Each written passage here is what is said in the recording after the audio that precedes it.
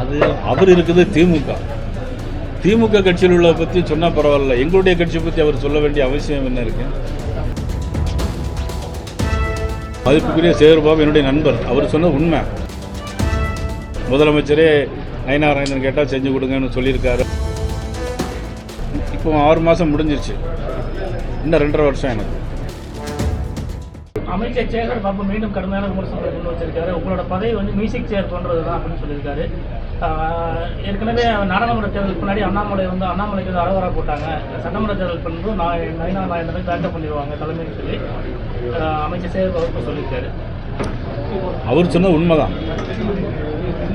மதிப்புக்குரிய சேகர்பாபு என்னுடைய நண்பர், அவர் சொன்ன உண்மை. எப்படின்னா, எங்களுக்கு பிஜேபியில் 3 வருஷம் தான் எங்களுடைய பதவி. இவர் மாவட்ட தலைவர், இவருக்கு எல்லாத்துக்கும் எனக்கும் இங்கே பாருங்கள், எனக்கும் சேர்த்து தான் 3 வருஷம் தான் அது. அதுக்கப்புறம் ஒருவேளை எக்ஸ்டெண்ட் பண்ணுவாங்க, இல்லைன்னாக்கி இப்போ 6 மாதம் முடிஞ்சிருச்சு, இன்னும் 2.5 வருஷம் எனக்கு. அவருக்கு 2.5 மாதம் தான் இருக்குது. இல்லை, அது நேற்று சொன்னார், திருப்பி பதில் சொல்லியிருக்காரு. அந்த 2 வருஷங்கள் நிரந்தரம் இல்லை, மத்திய தலைமை முடிவு பண்ணுறதா, ஒரு மியூசிக் சேர் போன்ற பதவி தான் இப்போ அவர் இருக்கிறது அப்படின்னு இன்னைக்கு இப்போ காலையில் சொல்லியிருக்காரு. அது அவர் இருக்குது திமுக கட்சியில் உள்ள பற்றி சொன்னால் பரவாயில்ல, எங்களுடைய கட்சியை பற்றி அவர் சொல்ல வேண்டிய அவசியம் என்ன இருக்கு? நான் ஏற்கனவே சொன்னேன், எனக்கு நெருங்கிய நண்பர், கோயிலுக்கு கேட்டதெல்லாம் செஞ்சு தருவார். முதலமைச்சரே நயினாராயணன் கேட்டால் செஞ்சு கொடுங்கன்னு சொல்லியிருக்காரு அப்படின்லாம் சொல்லி சட்டமன்றத்திலே பேசியிருக்காங்க. அந்த பிரச்சனை வேறு, அவர் இருக்குது திமுக. நான் சொல்கிறது என்ன சொன்னால், இந்த ஆட்சிக்கு 2.5 மாதம் தான் இருக்குது. இப்போ நான் ஏற்கனவே விளங்க சொன்னேன், இந்த ஆட்சிக்கு வந்து 2.5 மாதம் தான் இருக்கு. தமிழக வெற்றி கழகத்தோட தலைவர் விஜய் வந்து பாஜக திமுக பாக்கி எந்த கூட்டணினாலும் அமைச்சர் தயார் பண்ணியிருக்காரு. ஏற்கனவே எடப்பாடி பழனிசாமி கூட்டணி உருவாக போது கொடி பறக்குது அப்படின்னு சொல்லியிருக்காரு. கூட்டணி மாறதுக்கு வாய்ப்பு இருக்கா?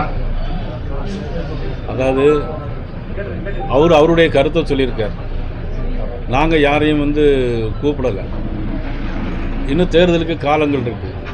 அரசியலில் நிரந்தர நண்பரும் கிடையாது, நிரந்தர பகைவரும் கிடையாது. அவரை பொறுத்தவரை இதுவரைக்கும் இன்னொரு கவுன்சிலர் கூட அவங்க கட்சியில் யாரும் கிடையாது. இந்த மாதிரி சூழ்நிலையில் இந்த மாதிரி பெரிய வார்த்தைகள் பேசணுமாங்கிறது அது அவர் தான் பொறுத்து பேசணும். அதனால் எங்களுடைய கட்சி, எங்களுடைய கூட்டணி வெற்றி பெறும். இப்போ திமுக இவ்வளோ கூட்டணி ஸ்ட்ராங் சொல்கிறீங்க. நேற்று கூட அவர் சார் ஆர்ப்பாட்டம் நடத்தினாங்க கன்னியாகுமரியில். காங்கிரஸ் கட்சி கலந்துக்கிடலை. அது எப்போ தேர்தல் வந்து அது வரைக்கும் நீடிக்கணும்ல உங்களுக்கு. நேற்று வந்து ஆர்ப்பாட்டத்தில் அவங்க கலந்துக்கிடல காங்கிரஸ் கட்சி. அதனால கூட்டணி கட்சிகள் எல்லாமே கூட்டணியை விரிசல் ஏற்பட்டு நினைக்கிறீங்களா? அவங்க கலந்துக்கலன்னா எதுக்கு, அது அர்த்தம் என்னன்னு எனக்கு தெரியல. காமராஜர் படம் போடுறதுனால கலந்துக்கலன்னு சொல்லியிருக்காங்க. இப்போ தாவேகா குறித்து நேற்று நீங்கள் பேசியிருந்தீங்க, ஒரு கவுன்சிலர் சீட்டு கூட இல்லைன்னா அவங்க 3 கவுன்சிலர் இருக்குன்னு சொல்லியிருக்காங்க. 3 இருக்காங்களா? பரவாயில்ல. புதுக்கோட்டை மாநகராட்சியில் அவங்க இருக்காங்க, சுயேட்சை போட்டியாளர் இப்போ தாவேகா இருக்காங்க. சரி ஓகே. அதில் கிடந்த அப்படிப்பட்ட கட்சியை எடப்பாடி பழனிசாமி ஏன் வந்து இவராக கூப்பிட்றாரு ஒரு கேள்வி வருது இல்லை? நீங்கள் ஒரு கவுன்சிலர் கூட இல்லாத கட்சின்னு சொல்கிறீங்க. அதிமுக பொதுச்செயலாளர் ஏன் அந்த கட்சியை? நான் வந்து யாரையும் குறைச்சி மதிப்பிடலை. குறைச்சில்லைங்க. ஏன் தெரியுமா, இன்னொரு பொது தேர்தல் கூட அவங்க சந்திக்கலை. நான் யாரையுமே பொதுவாக இப்போ இதுவரையிலும் நாகரிகமாக தான் எல்லாருமே பேசிட்டு வரோம். இனிமேலும் நாகரிகமாக தான் நாங்கள் பேசுவோம். ஆனால் யாரையும் குறைச்சி மதிப்பிடவோ இல்லை. அவங்க இன்னும் ஒரு கவுன்சிலர் கூட ஆகலை, ஒரு சட்டமன்ற தேர்தலோடு இன்னும் சந்திக்கலை. இந்த சூழ்நிலை எடுத்த உடனே அப்படி சொல்கிறாங்களங்கிறதுனால தான். அது உங்களுடைய பார்வையில் நீங்கள் எப்படி வெளியேப்படுத்த போகிறீங்கிறது எனக்கு தெரியல. பாஜக மாநிலத்தில் வெற்றி பெற்றா அந்த பகுதியில் உள்ள திமுக நிர்வாகிகளோட பதவிகள் பறிக்கப்படும் சொல்லி முதலமைச்சர் சொல்லியிருக்காரு, ஸ்டாலின் சொல்லியிருக்காரு. எப்படி உங்களுக்கு பயமா? அப்படி அவர் எல்லா தொகுதியும் அது மாதிரி தான் சொல்லியிருக்காங்க. இல்லை, ஒவ்வொரு தொகுதியிலுமே பத்திரிகையில் பெருசுப்படுத்தியிருக்காங்க. ஒவ்வொரு தொகுதியிலுமே என்ன சொல்லியிருக்காங்க அப்படின்னா, ஒவ்வொரு தொகுதியில் பொறுப்பாளரையும் கூப்பிட்டு நீங்கள் உங்கள் தொகுதியில் ஜெயிக்கலை அப்படின்னா உங்கள் பதவியை எடுத்துருவோன்னு 234 சட்டமன்ற தொகுதிக்கும் அதை சொல்லியிருக்கிறாங்க. அதை வந்து நான் அப்படி தான் கேள்விப்பட்டேன். முறையா நடக்குது தொடங்கியிருக்கு. முறையா நடக்குது. ஆளுங்கட்சி எஸ்ஐஆர் ஆளுங்கட்சி அரசு அதிகாரிகள் எடுக்கிறாங்க. எஸ்ஐஆர் வந்து முழுமையா ஒத்துழைப்பு கொடுக்குறாங்க அதிகாரிகள். அதாவது மதிப்புக்குரிய முதலமைச்சர் சொல்லும்போது என்ன சொல்லியிருக்காங்க அப்படின்னா, எல்லா அரசு அதிகாரிகளும் தேர்தல் ஆணையத்துக்கு கட்டுப்பட்டவங்க. ஆக தேர்தல் ஆணையம் என்ன சொல்லுதோ அதை தான் செய்வாங்க அப்படின்னு சொல்லியிருக்காங்க. அது தேர்தல் முடிகிற வரைக்கும் தான்.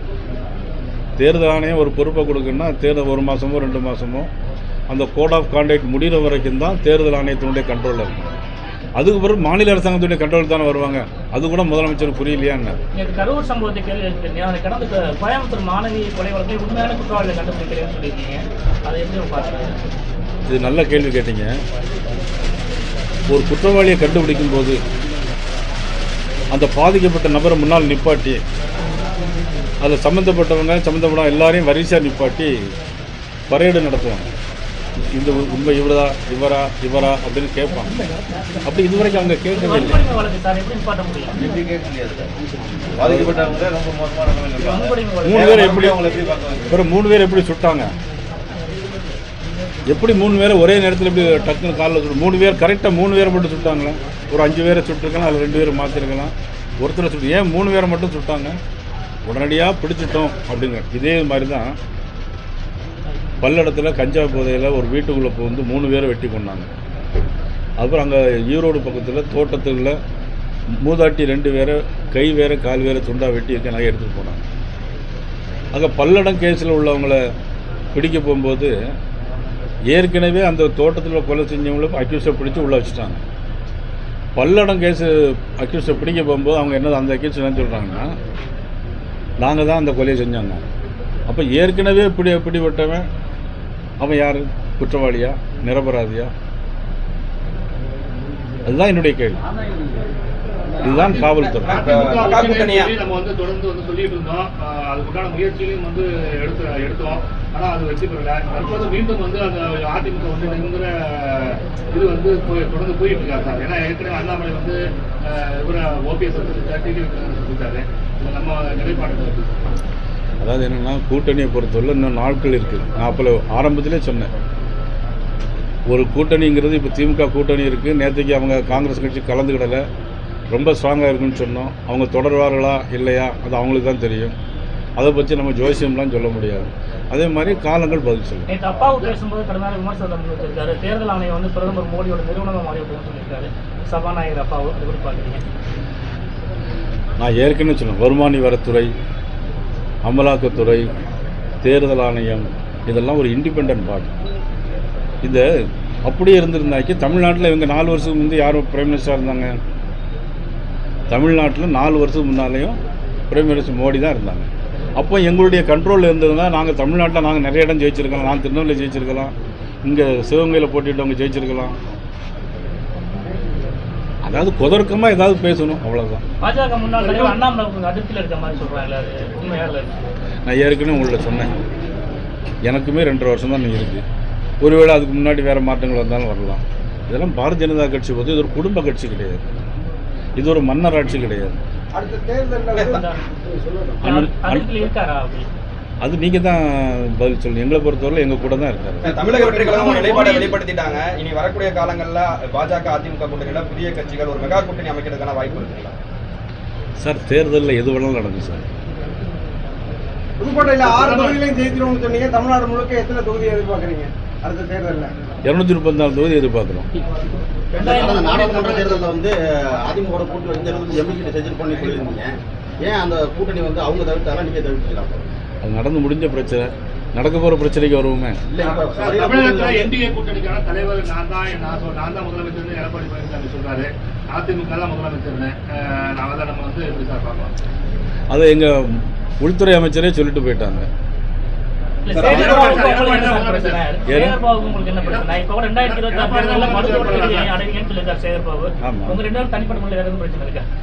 2 பேருக்கும் தனிப்பட்ட முறையில் எந்த பிரச்சனையும் கிடையாது. ஏன்னா நீ இப்போ பேட்டி முடிச்சோன்னு வாங்க, நான் ஃபோனில் பேசித்தேன்.